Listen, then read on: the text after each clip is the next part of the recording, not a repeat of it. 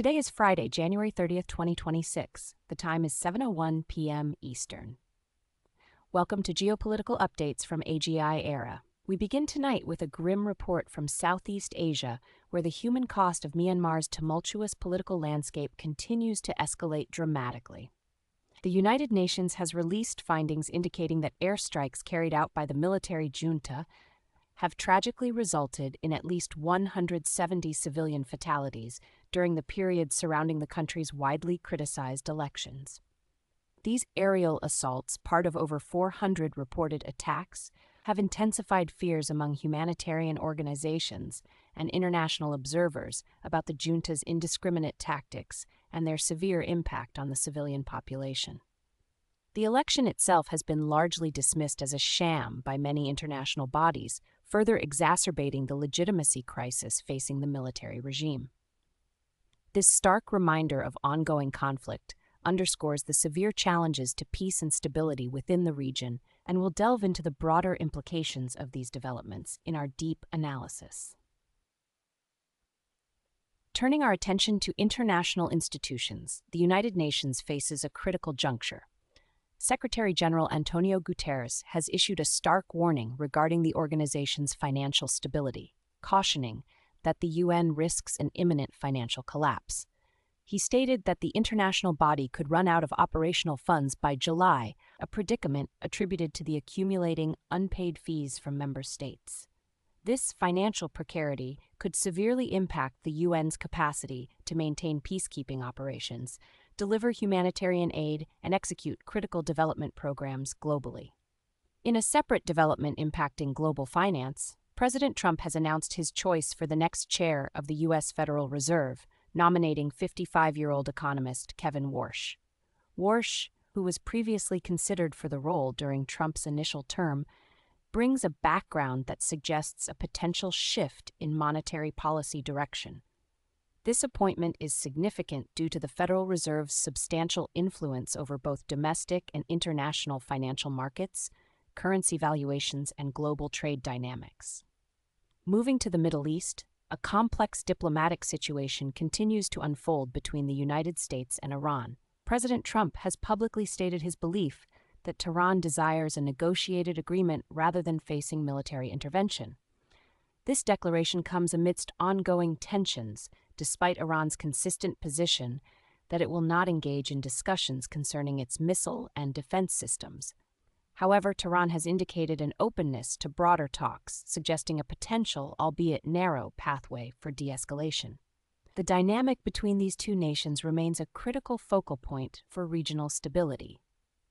Across Eastern Europe, Ukraine experienced a notably quieter 24-hour period, with President Trump claiming that Russian President Vladimir Putin has assured him there will be no further attacks on Ukrainian cities. This assertion follows Russia's communication that the American president had requested a pause in strikes on Kyiv until February 1st, a cessation which President Trump attributed to prevailing cold weather conditions. The situation remains fluid, with ongoing international efforts to monitor the evolving security landscape. Elsewhere in the Middle East, a significant agreement has been reached in Syria. The Syrian government and Kurdish-led forces have finalized a deal that outlines the gradual integration of Kurdish military units and administrative structures into the broader Syrian state. This accord signals a potential realignment of power within Syria, with implications for the long-term political fragmentation and the future role of various regional and international actors involved in the conflict. This could mark a pivotal moment in the decade-long civil war. Finally, a diplomatic row has escalated between South Africa and Israel, resulting in the mutual expulsion of each other's envoys. South Africa initiated the action, accusing the Israeli ambassador of making derogatory remarks about President Ramaphosa. Israel has vehemently denied these allegations, characterizing the expulsion as entirely baseless. This reciprocal diplomatic action underscores growing tensions between the two nations, impacting their bilateral relations and potentially broader international alignments. Our deep analysis tonight focuses on the alarming humanitarian and political crisis in Myanmar, following the United Nations report of at least 170 civilian deaths from military airstrikes during the country's recent disputed election period. The UN's human rights chief, Volker Turk, highlighted the widespread suffering of the Myanmar populace, with credible sources reporting over 400 aerial attacks by the military junta during the electoral process. Al Jazeera has provided additional context, illustrating the profound challenges of conducting any legitimate election amidst such intense conflict. Their reporting from rebel-held areas underscores the systematic disenfranchisement of displaced citizens and the impossibility of a free and fair vote in many war-torn regions.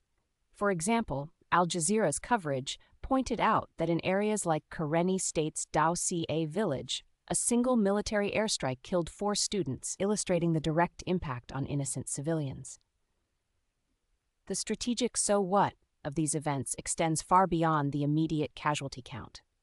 Economically, the instability and continuous conflict severely cripple Myanmar's already fragile development. Foreign investment, which is crucial for economic growth and poverty alleviation, remains severely constrained due to the unpredictable security environment and international sanctions imposed in response to the coup. The disruptions to supply chains, labor availability, and infrastructure caused by ongoing violence directly impede economic activity, contributing to a prolonged humanitarian crisis. The UN's call for accountability will likely increase international pressure, potentially leading to further targeted sanctions against the military junta, which would further isolate Myanmar's economy from global markets. From a balance of power perspective, these intensified airstrikes and the widely condemned election consolidate the military junta's grip on power, at least in the short term, through brute force. However, this comes at the cost of any semblance of legitimacy, both domestically and internationally. The resistance movements, despite facing overwhelming military superiority, are unlikely to cease their efforts, ensuring a protracted internal conflict. The international community, fragmented in its response, struggles to find effective leverage. Regional powers like China and India face a delicate balancing act, maintaining relations with the junta for strategic interests while navigating international condemnation. The association with an illegitimate and violent regime risks tarnishing their own international standing and potentially destabilizing the broader Southeast Asian region with refugee flows and cross-border insurgencies. The long-term strategic consequences are profound. The current trajectory points towards Myanmar becoming an increasingly isolated and impoverished state, riddled with internal conflict and humanitarian catastrophes. The suppression of democratic aspirations, coupled with persistent violence, creates a breeding ground for extremism and instability that could spill over national borders. The lack of a legitimate and inclusive political process will deter any meaningful national reconciliation, entrenching divisions for generations. Furthermore, the military's blatant disregard for international humanitarian law, as evidenced by the high civilian death toll from airstrikes, weakens the global norm against such atrocities, potentially emboldening other authoritarian regimes.